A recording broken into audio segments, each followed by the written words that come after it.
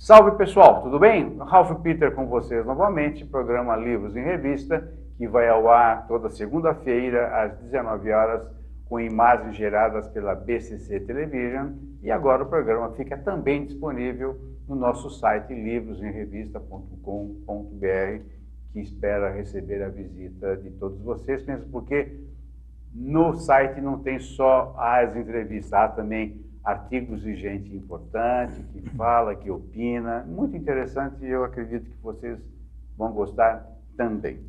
O programa Livros em Revista sempre tem, como eu faço questão de enfatizar, o firme propósito de levar até vocês um bom entretenimento com um elevado teor de cultura, que também naturalmente acontecerá dentro de poucos instantes. Antes de passar, primeiramente, assim, diretamente, melhor dizendo, para o nosso convidado especialíssimo, que veio de longe, de Pindamonhangaba, de aqueles lá, Taubaté, né? Nos honrar com a presença, eu quero deixar bem claro para todos vocês, como deixo sempre, infelizmente eu não falo isso toda hora, mas hoje cabe. Nós não temos nenhum viés político, credo, cor, religião, inclinação sexual, nós não temos nenhum tipo de prurito, nenhum tipo, inclusive, de contestação. A única exigência básica que fazemos é que o convidado que aqui irá sentar-se tenha um bom conteúdo e, principalmente, um conteúdo honesto, seja qual for a sua opinião ou inclinação. Ao meu lado direito, Nicodemos Sena, um ativista, um sujeito bravo, honestíssimo, e que, ao longo da sua carreira, resolveu também montar uma editora, mas nós vamos falar da editora, que é uma coisa muito bonita, muito simpática, e também com livros, assim, bastante honestos, como eu gosto de falar sempre. Vou falar dele primeiro. Nicodemos Sena, paraense, jornalista e escritor, várias vezes laureado, diga-se, ele trouxe aqui um calhamaço de livros que ele... É um maluco, está sempre escrevendo esse cara. E sempre lembrado em revistas literárias especializadas, particularmente no exterior, o que é um outro gravame nosso. Os nossos bons autores normalmente são mais lembrados fora, em Portugal principalmente, no exterior, Argentina, Uruguai, Paraguai, e nós aqui às vezes nem conhecemos a sua existência, desafortunadamente. Mas nós vamos mudar essa história, esse viés vai ser mudado. Ex-diretor da União Brasileira dos Escritores, a famosa UBE aqui de São Paulo, e lançou recentemente um libelo que é o Ladrões nos Celeiros, Avante, companheiros, pela editora Letra Selvagem, que é, por coincidência, a editora dele. Meu caro, muito obrigado por ter vindo. Desculpe esse introito todo aqui, mas ele se faz necessário, porque você é uma pessoa importante e acredito que ainda tornar-se-á uma pessoa de cunho mais elevado, e eu faço votos que isso assim seja. Meu caro, o que é que o nosso espequinauta vai encontrar nesse teu livro aí, Ladrões nos Celeiros, Avante, companheiros? Bom, primeiramente eu quero agradecer, né, as palavras que você acaba de falar, me chamou de bravo, né? Bravo no sentido de forte, né? Forte, de persistente. Com né? certeza. O meu pai, que tem 83 anos e que é um caboclo da Amazônia, que mora comigo hoje, ele diz que ele é uma aroeira. Aroeira é uma madeira, né, de lei, que ela tem a característica, ela verga, mas não quebra. É bravo, né? Você sabe que essa é a filosofia do judô, inclusive. O judô nasceu, verga, vai até o chão, mas na sua leniência, volta. Aliás, você, você me perdoe, eu não conhecia você pessoalmente. Você morou a tua infância com os índios? Isso. Deve ser uma experiência fantástica, né? Eu nasci na fronteira do estado do Pará com o Amazonas, na Amazônia brasileira, né? Nossa. E na nascente de um afluente do rio Tapajós, no rio Arapiuns, né? Arapiuns é o nome de uma tribo extinta. Ali era, né, era uma região densamente povoada pelos Arapiuns, onde eu nasci. E eu vim para a cidade com 7 anos de idade, né? Embora eu seja branquela assim, mas eu tenho sangue indígena no sangue. Eu tenho sangue indígena, meu pai é um caboclo, né? Mas casou com uma mulher de origem portuguesa, né? De classe média da cidade. E eles foram morar lá no mato, no oco da selva. E com 7 anos de idade, eles me trouxeram com meus irmãos para a cidade. Né? O que ficou dessa experiência indígena? Que eu fico curiosíssimo. Ficou como sempre, é um período muito forte, né? Até os 7 anos de idade, a criança tem muitas memórias, né? Certamente você tem também muitas reminiscências desse período, não é? Tem. Então ficou muito forte em mim, né? O ambiente de selva, de rio, a possibilidade de você viver múltiplas relações, né, com a natureza. Isso ficou entranhado em mim. Isso se reflete na minha literatura até hoje. O senso de liberdade fica. De liberdade, né? Então eu tenho muita memória desse tempo e também é uma região e é um local que eu volto sempre, né? Eu tenho um contato muito íntimo com a Amazônia, sempre tive. Né, voltando lá, ficando temporadas. Meus primos, alguns deles, né, ainda continuam morando no mesmo lugar onde eu nasci, da minha idade, são caboclos, né? Eu tenho meu primo Nelson, né, que, por exemplo, ele está com 60 anos também, a minha idade. Ele é um caboclo que nunca usou sapato. Uma vez eu levei de presente para ele um sapato, ele foi usar o sapato e 5 minutos depois ele me devolveu. Não quero isso, primo. O pé dele é assim hoje. Né? Eu imagino. Mas ele é um doutor de selva, Então, quando eu vou lá, né, eu me deixo conduzir com ele, vamos caçar juntos. Caçar é uma maneira de dizer, porque hoje eu não tenho mais coragem de atirar, né, num animalzinho. Eles atiram, né? Eles matam.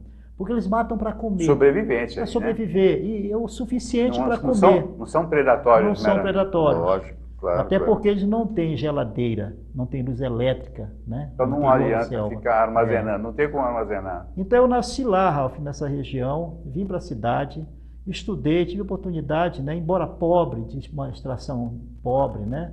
A minha mãe era uma mulher muito ladina, muito faladeira, né? E já escolarizada.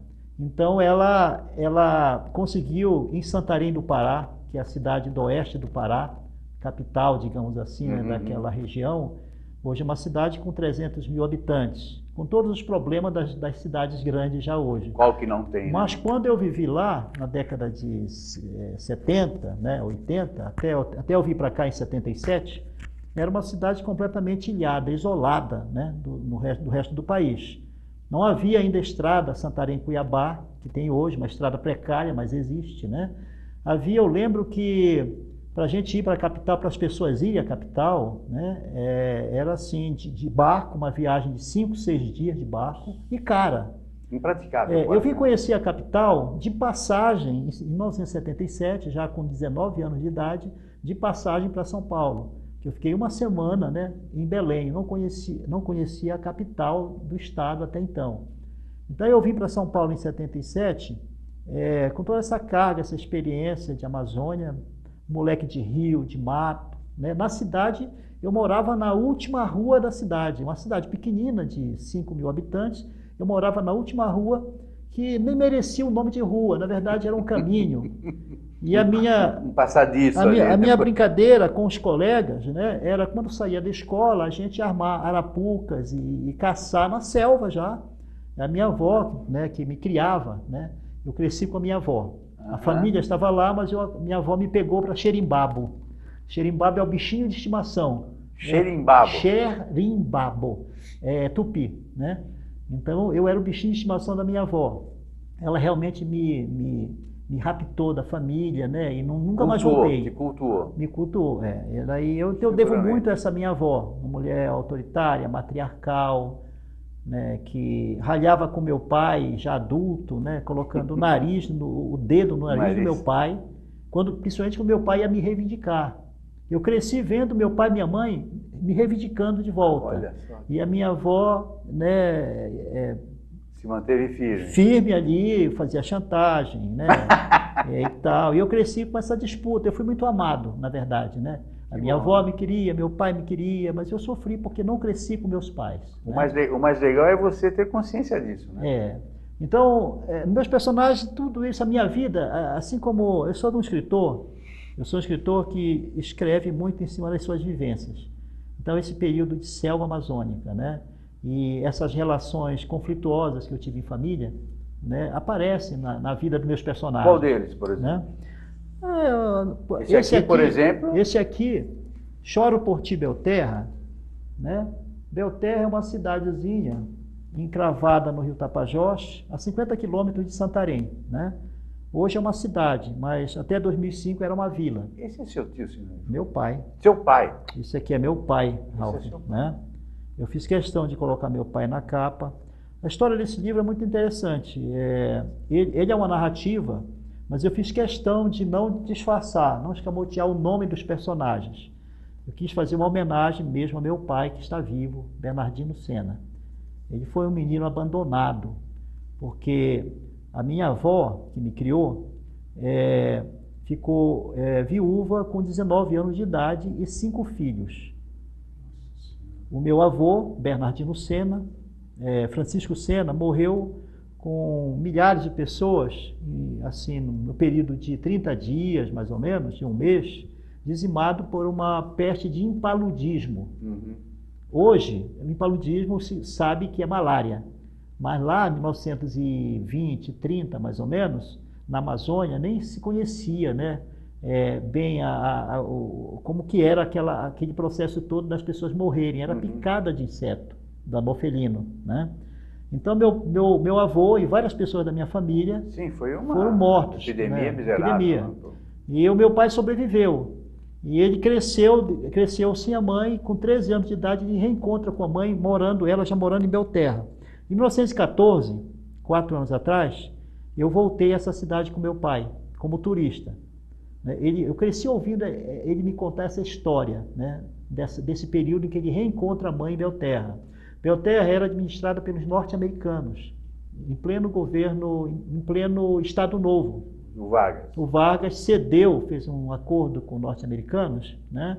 Cedeu aquele território que os americanos instalaram a plantação de seringa de uma maneira científica, planificada, tudo, né? Para suprir a necessidade do látex, né? Com o qual se fazia os pneumáticos, tendo em vista que os seringás da Malásia, da Inglaterra, né?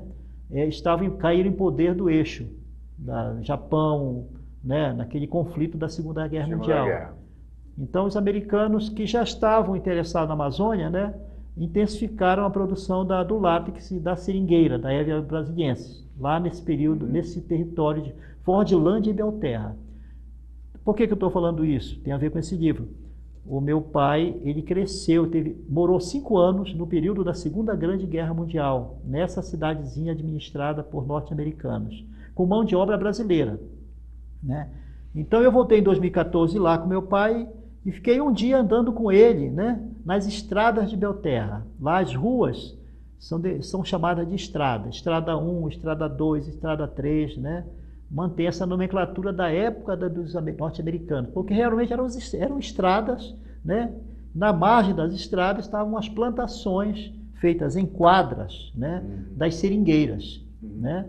Esse é um dos projetos malogrados da Amazônia, mais um deles, né? Esse aqui também faz parte dessa saga? Esse aí foi o primeiro romance meu. Com esse você ganhou alguns bons prêmios, não é? Esse livro aqui eu escrevi, foram 10 anos pesquisando e escrevendo esse livro, 10 anos. A Espera do Nunca Mais. A Espera Nunca Mais. E foi uma viagem, né?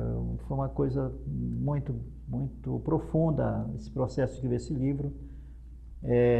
Eu tinha escrito contos, publicado em revistas, né?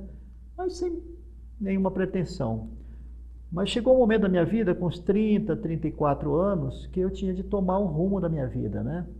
Eu era jornalista, formado em Direito pela Universidade de São Paulo, e com esse amor muito grande pelos livros, pela literatura, Eu lembro que quando eu vim para São Paulo com 19 anos, eu trouxe na bagagem, na minha sacola, uma novela, um romance escrito à mão, que eu escrevi entre dos 13 aos 17 anos, né?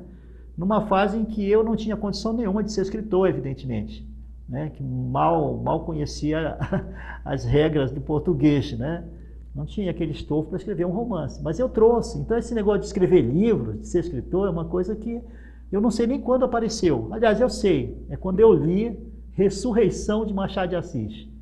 Em 1973, um professor de português, lá em Santarém, nos obrigou a fazer um trabalho em grupo, né, eu e os meus coleguinhas, né, sobre esse romance. Despertou aí? Despertou. Eu me apaixonei pela literatura, né?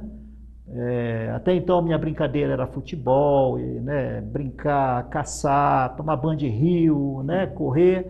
A partir da leitura de Ressurreição de Machado de Assis, realmente eu despertei, né, para esse mundo imaterial, o mundo da cultura, né? Aí eu desandei a ler romance de Machado de Assis. Eu tinha adeus, Rio. Adeus. Depois adeus, veio Arapuca. Adeus. Depois Arapuca. Eu virei aí vieram as espinhas, né? As espinhas. Eu me achava muito feio, né? Tímido, morando na última rua, estrada, no caminho da cidade, né? Então eu me afundei nos livros. Depois veio o Graciliano Ramos, né? Que também foi uma revelação para mim, né? Anos depois, né? Vidas Secas, etc. Depois Dostoiévski, né? Já em São Paulo eu descobri Dostoiévski, né? Porque em Santarém eu não tinha Dostoiévski. Das bibliotecas muito pobres de lá. É isso que eu ia te falar, quer dizer, não era só Dostoiévski que faltava. Né? Não, era tudo. Faltava Todos os muita clássicos coisa, não estavam né? lá. Eu não conhecia isso aí. Cresci também lá naquele período na Amazônia, né, em plena ditadura militar, né? E eu não sabia o que era ditadura, porque lá não havia possibilidade nenhuma de ter uma oposição na Amazônia, né? Me parece que aqui em São Paulo e Rio de Janeiro ainda houve uma oposição, mas na Amazônia não, eles realmente dominaram, né? E já é uma outra história também. Sim, né? aí já. E é um passado já que a gente não quer ver mais, né? Justamente. Escuta aí, me fala uma coisa. E desse teu no recente livro aí, o Ladrões no Celeiro e Avante Companheiros, o que significa esse Ladrões nos Celeiros? Ladrões no Celeiro. Só ladrões, Avante Companheiros eu entendo que seja, todos nós entendemos, mas o que significa esse Ladrões nos Celeiros? É que nós temos aí é uma metáfora, né? Eu comparei nesse poema, é o primeiro poema que eu escrevo. Dizem que eu tenho uma prosa poética, mas a poesia é algo que se espalha, né? Ela se impregna em toda a manifestação humana, né? Mas a poesia estrito sensu, que é o verso, eu nunca tinha me dedicado a ele, né? E esse poema surgiu, né? Que aliás é um poema só. É um poema só. Tem as ilustrações, mas o texto sobrevive por si. Essas ilustrações, desculpe te interromper, eu procurei, as ilustrações são suas também? Não. As ilustrações... Porque não consta aí no tem apenas a lista delas aqui, com o índice de ilustrações, com os nomes que eu dei a elas. Tem algumas ilustrações famosas, né? Por exemplo, aqui é do Cândido Portinari, A Criança Morta, né? É um detalhe do quadro. É um detalhe do quadro famoso Criança Morta. Tem outro desenho do Portinari aqui, que é Os Retirantes. Cadê os Retirantes? Os Retirantes. Tem fotos do grande Sebastião Salgado. Né? A foto do Sebastião Salgado. Essa foto é dele? É dele. Eu consegui a autorização, né, da fundação, né, que cuida dos direitos autorais. Eles me cederam, né, autorizaram a publicar. Que legal. E um fotograma, aqui tem um fotograma de Terra em Transe do Glauber Rocha também. Cadê? Um fotograma, né, do Glauber Rocha. Aqui, ó. Do Glauber Rocha. Sim, mas se você tira as ilustrações, o texto ele se sustenta por si. Ele foi escrito o texto, né? É um poema, é como se fosse o Navio Negreiros, né? Do Castro Alves. Então, é um texto engajado. Celeiros é a nação. Nós temos um país que trabalha, né? E vêm os ladrões e se apossam dos grãos dos celeiros. Está falando da Suíça, né? Não daqui. Então, pô, a nossa... Eu não posso admitir essa suíra. Não, mas, pô, você está brincando, né? Desculpa, É uma situação muito, muito estranha, né? Porque as pessoas que se arrogam o direito de caçar, né, os ladrões, eles são os ladrões, na verdade, né? Nós temos um governo de ladrões. Não sou eu que estou dizendo, basta assistir o noticiário. Né? Só ler um jornal, só ler um pouquinho. É só ver as imagens do noticiário. Né? Eu creio que eu não estou injuriando ninguém, nem caluniando. O povo está vendo o que está acontecendo, né, com o país. E não é mais, o que é pior não é de hoje. Não é de hoje. Agora as coisas estão mais escrachadas. Mas não é de hoje. Hoje você tem uma cena de tumulto. De tumulto. Uma coisa... É acachapante. Né? É acachapante. Porque você vê as coisas acontecerem, o que você não vê, você sabe o que está acontecendo e se sente meio, agora, amordaçado. Até o nosso STF está amordaçando. Justamente. Pô, ao invés de investigar o que um jornalista tirou de um depoimento sério, dado para a Polícia Federal, ao invés de investigar se aquilo é verdade ou não, é um direito que até eles teriam, que não tem. Quem tem que investigar é a polícia, eles não são investigadores, mas digamos que tenha. Eles se avoquem esse direito. Não, é igual o cara que vai prender o cara que fez a denúncia, é igual o cara que pegou a mulher transando com o melhor amigo no sofá e o cara jogou o sofá fora. O âmago da questão não é esse, pô. É esse. Você concorda? Concordo. Vai, continua, desculpa. Não, que esse assunto é apaixonante. É apaixonante. E a gente fica aí vibrando. Pô. Esse é um assunto que não tem fim, né? Mas, infelizmente não mas tem. essa questão da corrupção é verdadeira. A corrupção, aliás, que a corrupção é uma questão humana, né? É entranhada no ser humano, é inata, né? Mas, só que em alguns países tem punição, outros não. Agora, no Brasil, desvia-se o foco, né, a corrupção para pessoas. Dá-se a ideia de que se você tira de circulação 10 pessoas, ou 15 pessoas, ou 20 pessoas, né, parece que nós ficaríamos livres da corrupção. Né? Quando que o sistema que é corrupto, né? Nós temos sistema, né? Nós temos um sistema econômico, social, que ele é corrupto e corruptor, né? Hoje, para mim, a opinião minha, né, os grandes corruptores não estão na imprensa, não estão na cadeia, não sofrem processo, né? Os grandes corruptores da nação são os financistas, é o setor financeiro que traz esse país refém, né, dos seus interesses. Né? A dívida pública, que é impagável, né, que está sempre aumentando, né, que faz com que os governos fiquem reféns dos banqueiros. É de joelhos, né? Então, quem são os verdadeiros ladrões da nação? Quem são os verdadeiros parasitas dessa nação? Né? São os G10, apenas os G10, os Temers da vida? Ou será que esses são agentes, né? São agentes desse sistema, é um sistema, né?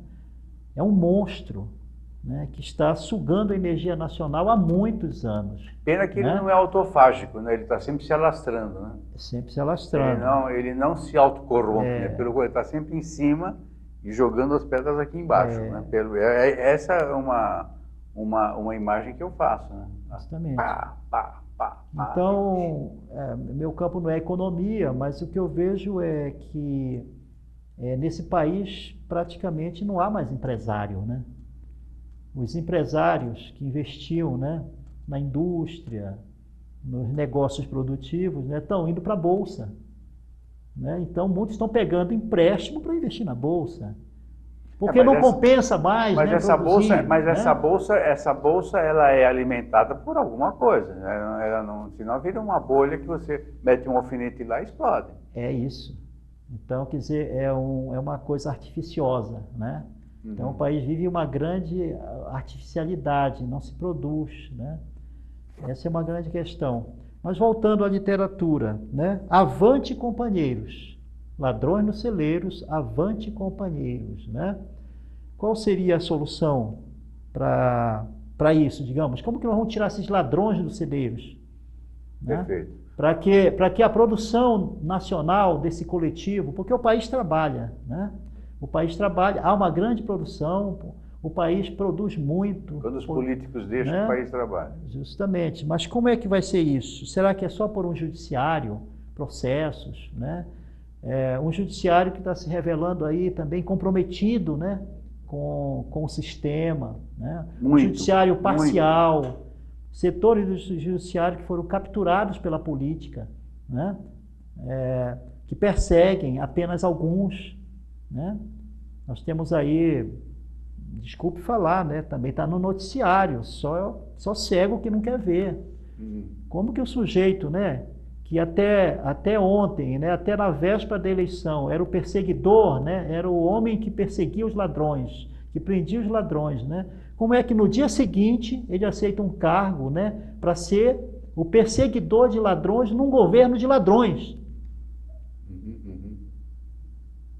E que perdoa os ladrões. Ele disse simplesmente que o Onyx Lorenzetti, que praticou crime, confesso, de Caixa 2, que até semana passada era crime para prender a oposição, oposicionistas ao sistema, né? A partir do momento que ele vira ministro, uma pessoa que confessa ter praticado crime de Caixa 2, né? Não é caso mais de punição, porque ele teria pedido desculpa. Ele pediu desculpa, ele já se... É o caso do cara que é pego roubando o banco, falar, se me pegou, então eu te devolvo o dinheiro. Então, veja só, esse é o judiciário que nós temos. Né? Juízes da Suprema Corte, empresários, que são donos de empresas, que muitas vezes podem estar julgando, né? Digamos assim, em causa própria ali. Você está falando do Gilmar Mendes, especificamente. Gilmar Mendes, também não sou eu que estou dizendo, isso está na página dos jornais, né? Ele próprio não nega que ele tem empresas, né? Então, mas conquanto que outros que são oposicionistas, né, a esse pessoal, são condenados, né, porque dão palestras, né? Dão palestras. O senhor Fernando Henrique Cardoso, ele dá palestra, né, 50 milhões, 50 mil reais, 100 mil reais, porque ele é doutor, né, da Sorbonne, etc. Né? Mas outro não pode dar palestra, porque se der palestra, não pode dar palestra. Ele não fez Sorbonne, né? Não importa, né? Se ele foi presidente da República, estou falando de Lula, né? Se ele foi um camarada, o único presidente que dormiu na cama, né? Na cama real, não importa. Não importa se o presidente da maior nação do mundo, né? Estou falando de Obama, né? Elogia ele e chama ele de o cara, né? Não importa se esse homem hoje, né, é tido como preso político, perseguido político, né? Não importa, né? Então nós temos um judiciário falho, é um judiciário, é um órgão, né, de um velho Estado que está em degeneração, está em degenerescência, né? O Estado brasileiro está se desagregando. Né? Então a solução para mim, esse poema, o que eu quis dizer, é um poema engajado, né? Avante, companheiros, é a solução, é o povo se organizando. Por isso que a foto do Sebastião Salgado, com esse povo desdentado, esse povo, né? Esse povo pobre, trabalhador, né? Com essas enxadas, né? Isso aponta para um movimento do povo, um movimento dos despossuídos, um movimento daqueles que são as principais vítimas desse sistema explorador, né? Esse sistema que vem corroendo e sugando a energia nacional, né? E jogando milhares de pessoas na exclusão social. Então, quer dizer, é um poema engajado, mas eu gostaria de conversar sobre literatura, né? Mas é impossível, né, hoje, né? Pô, é impossível. No momento em que o fascismo ele vem à tona, né, ele mexe muito com os ânimos. Você vê que um dos maiores pintores, né, da humanidade foi Picasso. Ele, em determinado momento, ele não gostava muito de política também, mas em determinado momento ele se engajou. e fez aquele quadro, né? Aquele quadro Guernica, né? Uhum. E andou pelo mundo, né, com aquele quadro, ele se engajou naquela campanha antifascista. Então foi com esse espírito que eu escrevi esse poema. E é o papel, eu acho que o engajamento é o papel do artista, é o papel do literato, é o papel do escritor, é o papel do editor, porque são as vozes do povo, efetivamente. Seja de direita ou de esquerda ou de centro, mas o povo precisa ter uma representatividade isenta. E quando eu falo isenta, significa o seguinte: a honestidade da opinião. Você pode estar errado, eu posso não concordar com você. Porém, é a tua verdade que você está expondo, é a tua verdade que você expôs no livro. Isso é o que conta. Esse é o real valor da literatura, seja ela engajada ou desengajada, ou ficção, o que seja. Mas é a verdade do cara. E compra quem quiser. Ponto e basta. Agora, meu amigo, infelizmente nós estamos encerrando. Muito obrigado. Foi rapidinho, né? Puxa, muito bom. Não, bom você estar aqui, ter vindo de certa forma obrigado. longe, especialmente para nos ver. E eu fico muito honrado, eu em nome deles agradecemos muito a tua presença aqui. E olha, os teus livros, os teus editados, portas abertas e janelas também, a hora que você quiser ou precisar. Muito obrigado, Ralph, pela oportunidade, né? E eu estou contigo. Acho que nós temos de lutar para que neste país hajam espaços, né? Não se eliminem completamente os espaços em que se possa expor livremente as opiniões, né? Em que haja o debate, em que haja esse espírito democrático, né, da diversidade, em todos os sentidos, né? Porque a verdade não está com ninguém, né? Eu acho que esse país é uma construção coletiva, né, em que nós precisamos nos escutar. Perfeito. Os representantes de todas as classes sociais, né? Tem de aprender a conviver, né, dentro desse país. Esse país é nosso, esse país é nosso. Esse é um grande sonho que às vezes eu penso como você, ou igual a você, melhor dizendo, mas é que ele soa meio utópico, né? Mas a gente vai chegar lá. Vamos. Aos poucos, aos trancos e barrancos, a gente dá um passo para frente, alguém puxa dois para trás, mas a gente vai aos poucos, vamos chegar lá. Se Deus quiser, vivos estaremos. Meu caro, muito obrigado por ter vindo. Pessoal, antes de terminar com o Nicodemos Sena, que é uma pessoa formidável e na sua simplicidade um grande orador e que muitos ainda ouvirão porque ele é um emérito batalhador. Eu gostaria que muitos ouvissem e ouvissem também.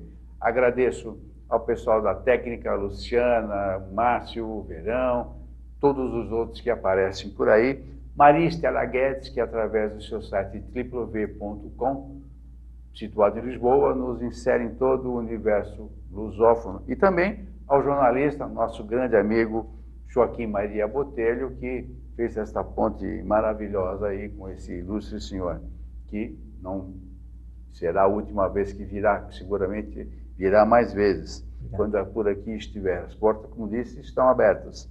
Antes eu quero deixar uma mensagem para você, já que ele mencionou o Tolstói, eu vou falar uma frase dele, que é um escritor russo que faleceu em 1910. Todo mundo, é Lev Leon Tolstói.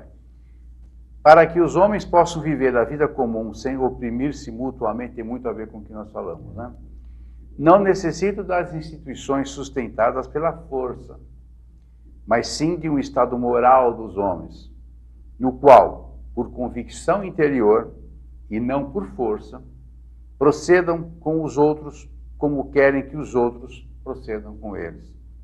Parece complicado, mas em síntese é o seguinte: não faça para os outros o que você não quer que faça para você, e que a liberdade seja o cunho maior de todas as nossas cabeças e almas. Certo, professor? Certo, certo. Correto. Meus amigos, muito obrigado pela presença, paciência e até a próxima, se Deus quiser e as forças inimigas permitirem. Um abraço. Tchau, tchau.